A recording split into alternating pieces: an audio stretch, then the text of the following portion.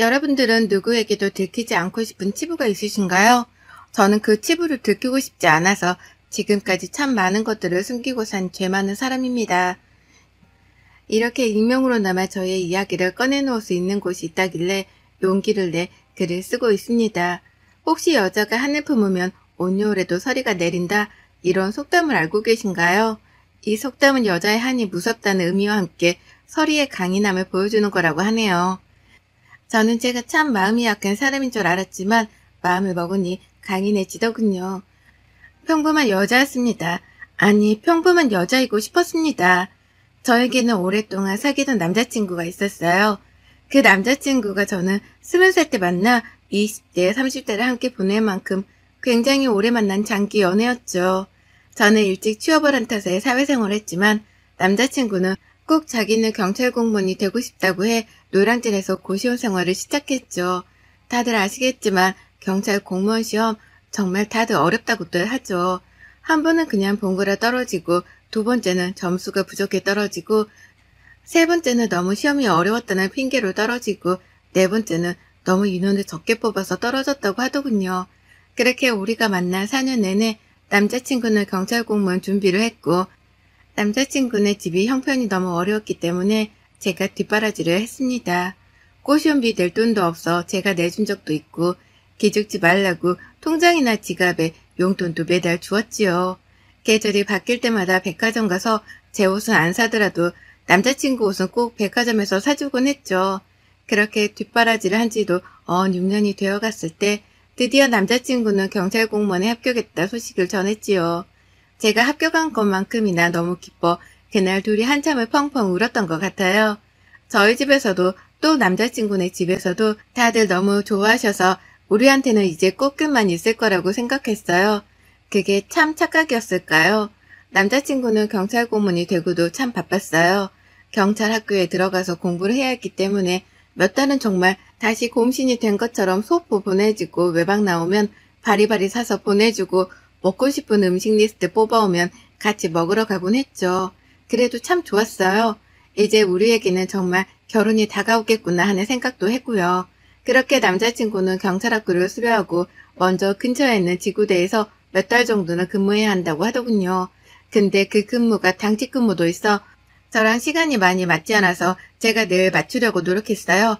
그러다 어느 날은 제가 생리를 하지 않는 거예요. 처음에 이상하다, 이렇게까지 안 할 리가 없어서 산부인과에 갔고, 산부인과에서 아기 심장 소리를 처음 들었습니다.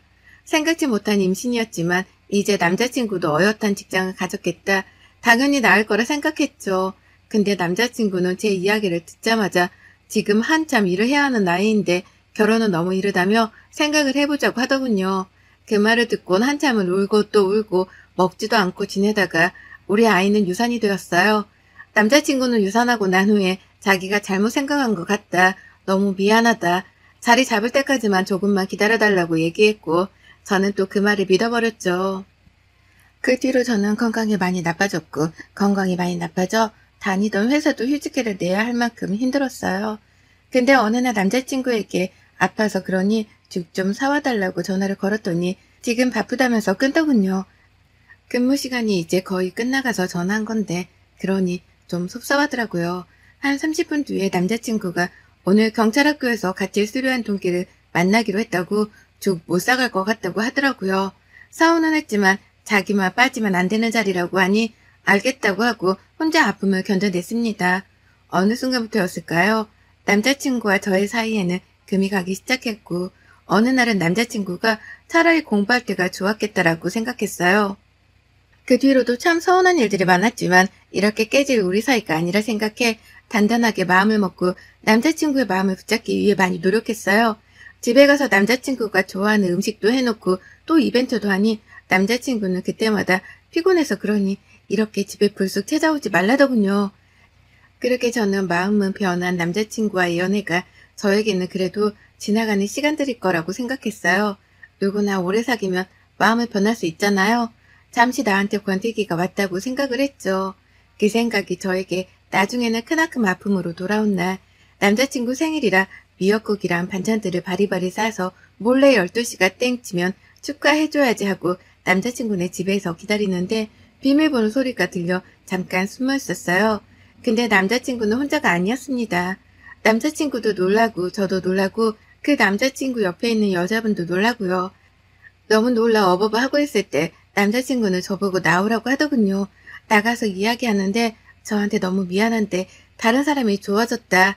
한참 시작하고 싶은데 너한테 너무 미안해서 말을 못했다고요. 그래서 제가 어떻게 그럴 수 있냐고 했어요. 남자친구는 지금까지 네가 잘해준 거 내가 위자료까지는 아니지만 어느 정도는 줄 테니 이제 우리 깨끗하게 정리하자고요. 그렇게 저는 소리 없이 우는 법을 배웠습니다. 하루는 미친 듯이 웃다가 하루는 미친 듯이 울다가 하루는 미친 듯이 술을 먹다가 그렇게 살다 보니 친구가 저에게 정신 차리라고 찾아왔더라고요. 알고 보았더니 남자친구가 경찰이 되고 어쩌다 만난 여자가 엄청 부잣집 딸이라고요. 그래서 강남의 어마어마한 땅 부잣집 딸인데 해주는 클래스가 다른지 걔가 넘어간 것 같으니 너 진짜 걔 생각 한 개도 하지 말고 네 갈 길 가라고 이야기해주더라고요. 그 이야기를 듣고 나서는 사실 눈물조차 흐르지 않았어요.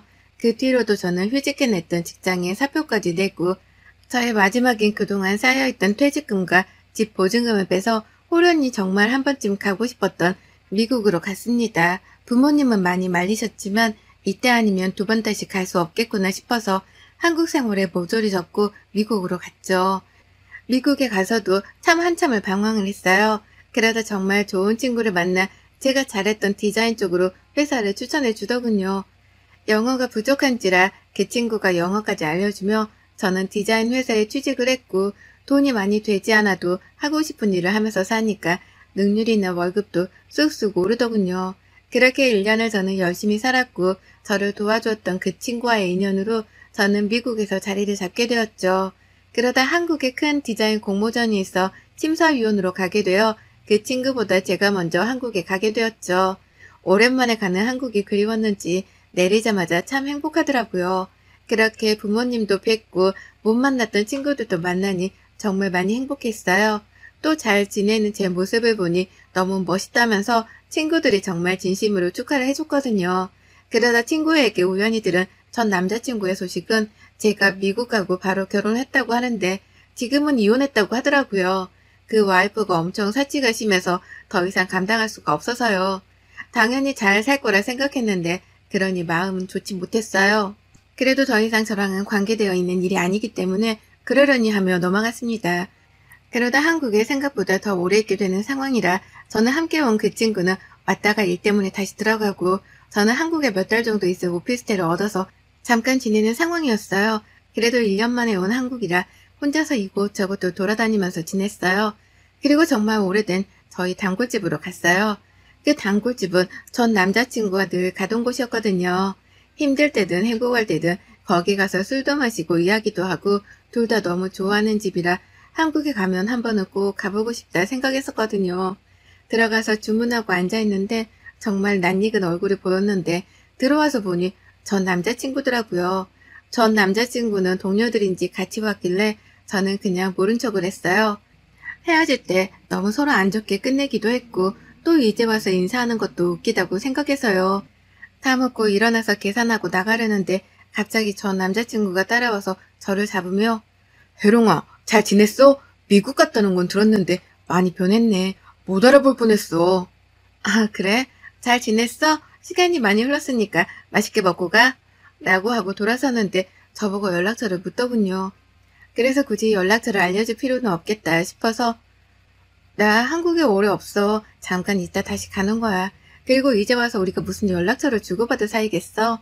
라고 하니 그래도 꼭 좀 알려달라고 하더군요. 그 말에 흔들려 연락처를 알려주곤 뒤돌아섰어요. 그렇게 집에 가 씻고 자려고 누웠는데 전 남자친구한테서 통화가 되냐고 연락이 왔더군요. 그렇게 통화를 하는데 자기가 어떻게 살았고 너한테 그러고 나서 자기가 어땠는지 등을 이야기하더군요. 오랜만에 한 통화라 사실 옛날로 돌아간 기분도 나고 그랬어요. 근데 다시 만나기에는 너무 우리는 많이 돌아왔다 생각했기 때문에 딱 여기까지라고 생각했죠. 전 남자친구는 그게 아니었는지 매일 연락을 했고 저도 그 연락에 응답을 했어요. 그렇게 저희는 예전과 같이 다시 만나자 이런 말보다 그냥 자연스레 만나게 되었죠. 그러다 전 남자친구가 자기가 정말 잘못했으니 이제 우리 함께 살 때도 되었다며 프로포즈를 받았어요. 정말 기뻤지만 미국에서 지냈던 시간들이 있어 미국에 왔다 갔다 하면서 지내야 하는데 괜찮겠냐 물었어요. 제가 원하는 꿈을 찾는 게 더 좋다고 했죠. 그렇게 저희는 결혼 준비를 시작하게 되었는데 결혼을 준비하면서부터 ABC댁과 많이 부딪히게 되었어요. 저는 정말 간소하게 준비하고 싶은데 시어머니 되시분은 예단에 예물에 꼭 해와야 한다면서 리스트를 짜서 저를 주시더군요. 저보고 돈 잘 버는 며느리 만나서 자기가 이제 호강하겠다며 네가 복덩이라고 하시는데 전 왜 그 말이 이렇게 기분이 나쁠까요? 그냥 티내지 않고 지내다 보니 제 마음속에도 차곡차곡 쌓여갔나 봐요. 그러다 어느 날은 어머님이 저만 불러다가 이야기를 하시는 거예요. 얜, 너 미국에 또 언제 들어가니? 저 이제 한 달 뒤에 들어가야 할 것 같아요. 라고 말씀드리니 아니 그러면 우리 윤지 있잖니. 너무 유학 가고 싶다고 하던데 너랑 같이 들어가 있으면 어떨까 해서 세원이랑 같이 지내면 도움도 되고 좋잖니. 아, 네. 같이 가는 건 상관없는데요, 어머님. 미국 요새 학비도 굉장히 비싸고 물가도 올라서 학교를 다니기가 힘들기도 해요. 라고 하니 아니 돈이 왜 들어 너랑 있는데. 그러니까 보내는 거지. 우리가 돈이 어딨니? 이때 며느리 더 보는 거지 뭐. 우리 가족이잖아. 라고 하시는 거예요. 그래서 너무 황당해서 저도 회사에서 렌트비 지원받는데 그건 그 집에서 같이 살 수가 없다.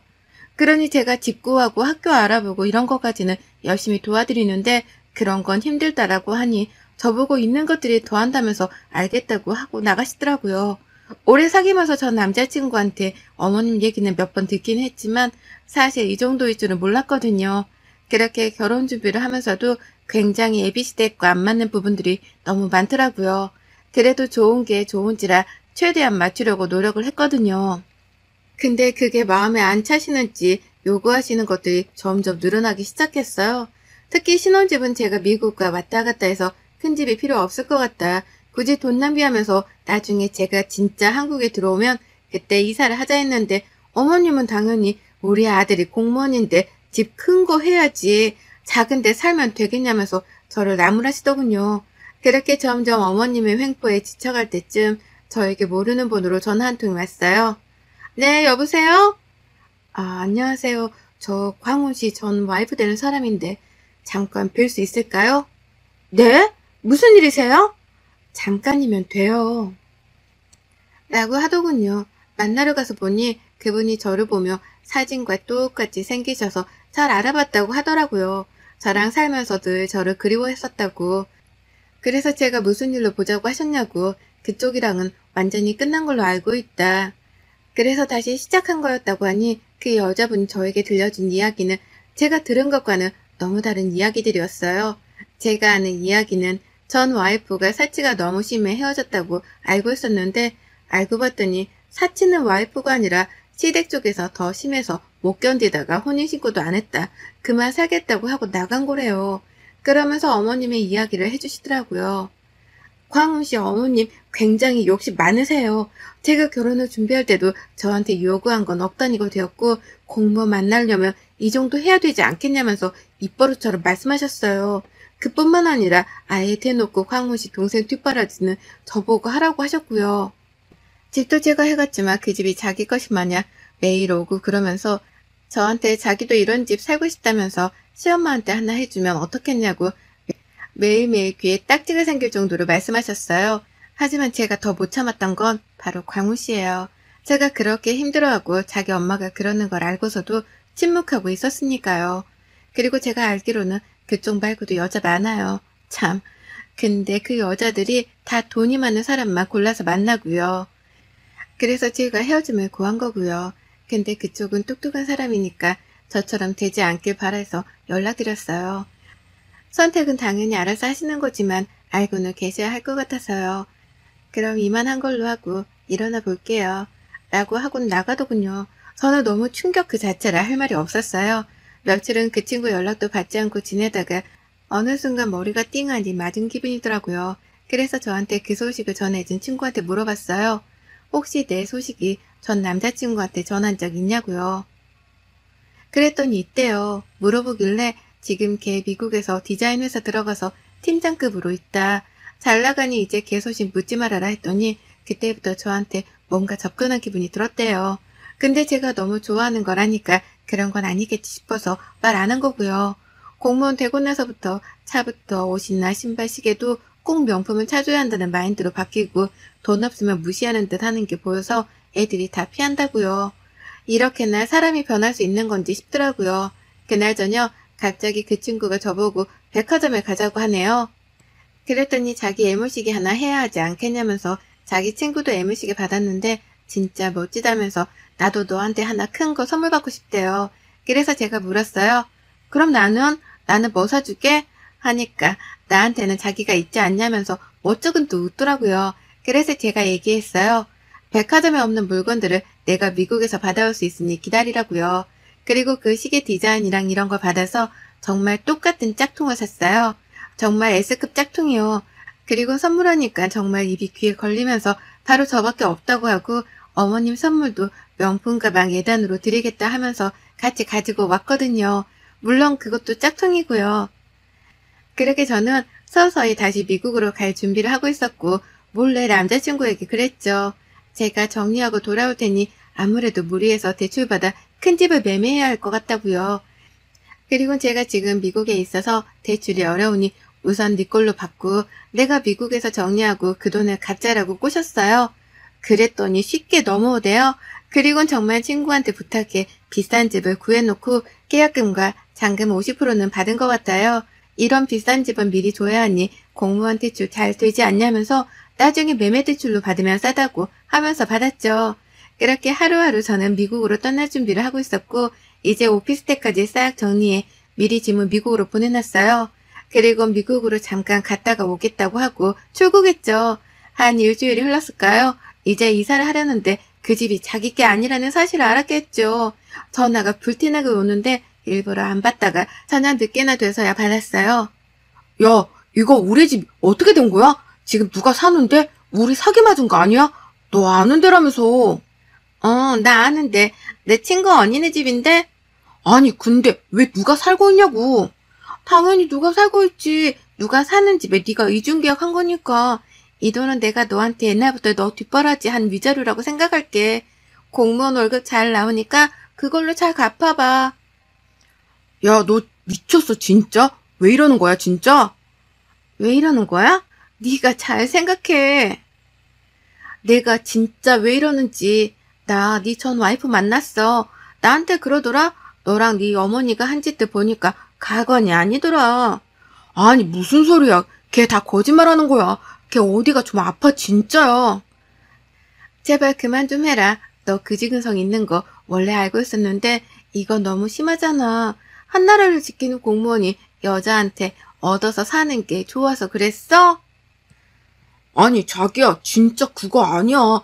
자기가 그러면 시계나 엄마한테 준 가방은 뭐야? 그거 자기 진심 아니었어? 무슨 소리야. 그거 짝퉁이야. 너 명품을 그렇게 좋아한다면서 진퉁 짝퉁도 구별을 못하냐? 그랬더니 소리를 지르고 난리를 치더라고요. 그리고는 자기가 미국에 오겠다고 하길래 그러라고 했어요. 어차피 와도 만나주지 않을 테니까요. 그리고 친구들한테 들은 소식인데 제가 들은 뇌물들이 다 짝퉁인 거를 어머님이 모임에 들고 나갔다가 개쪽을 당했나봐요. 그래서 팔지도 못하고 눈물만 흘리고 있더라고요. 그리고 그 빚은 지금 열심히 갚고 있다네요. 사실 생각하면 더 많이 받아야 하는데 그나마 남은 점을 생각해서 여기까지 하기로 했어요. 그 뒤로도 계속 저를 찾으려고 전화를 해대는데 아예 전화번호도 카톡도 바꿔버렸죠. 그리고 지인들한테도 제 이야기 하지 말라고 신신당부하고 나중에 들리는 소문에는 퇴직금까지 빼서 대출금 갚았다는 이야기가 있더라고요. 그거야 뭐 제 알바가 아니니깐요. 저는 정말 사랑이었다고 생각했는데 전 남자친구는 아니었나 봐요. 저를 돈으로만 봤으니깐요. 그래서 저도 돈으로만 보고 다시 제 생활로 돌아왔네요. 제가 그렇게 독한지 저도 이번에 처음 알았어요. 근데 후회는 안 되더라고요. 만약에 결혼하고 살았으면 저는 아예 지옥의 구렁텅이에 빠졌을 테니깐요. 지금 제 생활을 즐기며 다시 제 일을 열심히 해가고 있어 힘들었던 날들도 얼른 털고 일어나려고 합니다. 여러분들도 혹시나 힘든 생각을 하신다면 그 힘든 생각을 하게 만드는 사람을 잊고 열심히 사세요. 잘 사는 게 가장 큰 복수라고 생각하고 있어요. 그러니 여러분들도 꼭 잘 사시는 모습을 보여주세요. 긴 글 읽어주셔서 너무 감사드립니다. 익명으로나마 저의 이야기를 이렇게 털어버릴 수 있었네요. 여러분의 생각은 댓글로 남겨주세요. 오늘 또 시청해주셔서 정말 감사합니다.